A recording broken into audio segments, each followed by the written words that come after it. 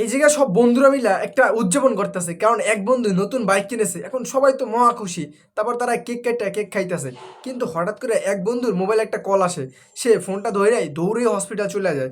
Hospital যাওয়ার পর রিসেপশনে বা ওই জায়গায় ডাক্তার তাকে বলে যে আপনার মা অসুস্থ, তাকে এমার্জেন্সি চিকিৎসা করতে হবে, তার অপারেশন করতে হবে, আপনি তাড়াতাড়ি কাউন্টারে কথা বলুন।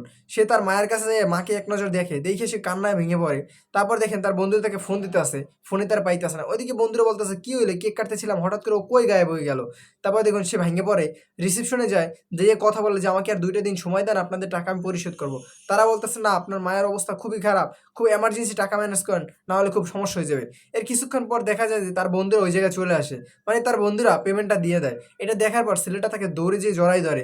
আসলে টাকা পাইছে কই তার বন্ধুরা জানেন? তাদের শখের বাইকটা, নতুন যে বাইকটা কিনছিল, ওইটা বন্ধুর জন্য বিক্রি করে দিয়েছে। বিপদে যদি বন্ধু পাশে না থাকে, তাহলে সেই বন্ধু দিয়ে কি হয়? এরকম বন্ধু পাওয়া কিন্তু ভাগ্যের ব্যাপার। কি বলেন আপনারা?